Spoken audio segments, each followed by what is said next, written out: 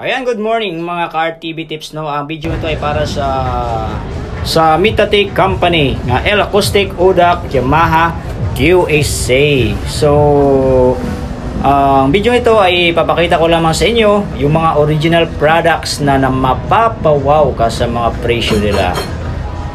Sa ganitong sitwasyon guys, hindi ko nakuha yung mga pricing nila kasi wala namang nakalatag, lalo na itong yung mga bagong produkto nila.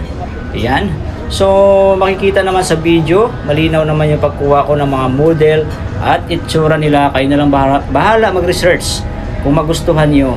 Talagang ito ay pang big time talaga guys, dahil yung mixer pa lang, grabe, sobrang mahal na.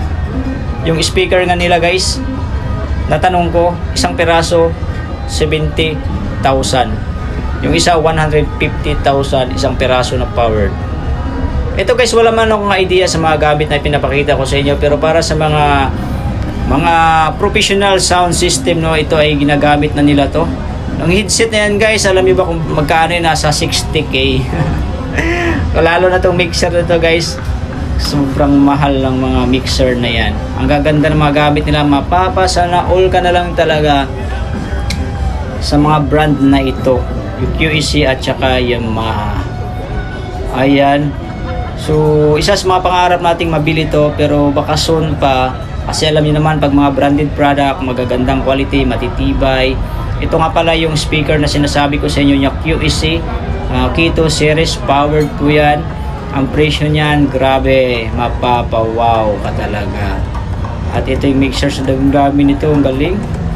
Ayan guys, yung kanilang mga tawag yan, Yamaha, hindi ko alam kung ano yan. Ito po, grabe gaganda guys. Hanggang tingin na lang talaga tayo dyan, wala tayong magagawa kundi hanggang tingin lang. At least nakakita tayo o nakakahawak, at sa inyo namang nanonood, at least nakakita tayo ng mga product na mga original sa pamagitan ni RTV Tips. Talagang pinuhaan na nitong highlights, hindi naman to highlights kasi may slow motion yan, udak guys. So si Mitatic pala ang company ng mga to, L Acoustic Udak Yamaha QSA Mitatic Company pala yan, siya ang may hawak. Ayan oh, siguro para to sa mga saan yan, lights o mixer ba to or ano.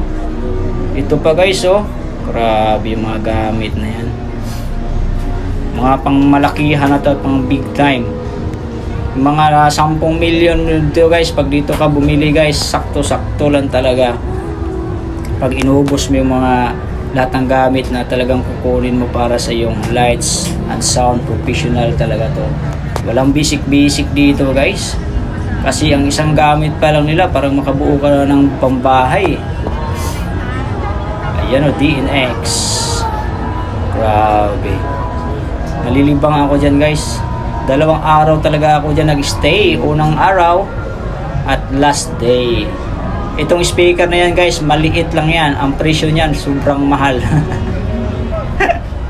Kasama yung ano na yan guys, yung mixer na yan oh, pwede na yan pang conference room, package deal na po yan.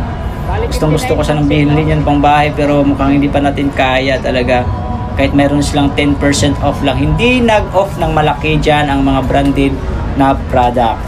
Ang nag-off ng malaki yung mga taga China, almost 40%. Yun pinakamaganda guys. Next natin vlog na paano sila mag-off.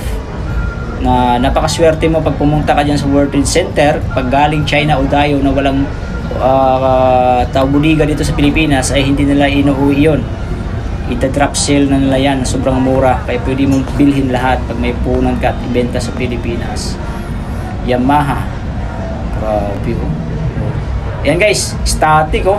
Parang pang front ilaw at yan sa stage, ang galing yan guys, sobrang laki yan. Yan, pag ikaw mag-drive yan, ngalay-ngalay ka. At yung ilaw nila oh, ganda oh. Isang bot lang yan, kaya kinuhaan ko na ng video. Oh, grabe yung mga ilaw na yan guys. First time natin makita ng Martin oh. Sobrang mahal yan guys oh, lalaki. Pag may mga ganyan ka, milyonaryo lang talaga ang makakuha nito. At least guys tayo, naka-experience tayo, makita natin, mahawakan natin yung mga ilaw na yan. At syempre may sama natin sa ating mga pangarap na magkaroon ng ganyan. Kaya dapat magsikap tayo At sana yung mga sound system owner natin dyan, wag na kayong magbagsak presyo kasi sobrang mahal ng mga gamit. Tayo ang may pinakamahal na gamit sa mga event. Kung totoosin guys, pero tayo, yung ganda oh. Pero tayo pa ang pinakamababang maningil, lalo sa mga basics lights and sound, di ba? Magkano nakita? 2,000, 3,500. Oh my god, paano tayo makakabili ng gamit niyan? Itong speaker na to, ganda to, Line Arena rin to. Oh, Kara. Oh, kasama sa booth yan sa Mitatik. Ayan. So, sana magustuhan yung video na to. Kung bago ka pa lang kayo sa channel ko, huwag kalimutan subscribe at pa-click ang bell button all para ma-notify kayo sa sunod kong mga videos. Isusunod na natin dito guys si Pioneer, yung mga DJ, yung mahilig dyan, may mga headset, yung mga Serato.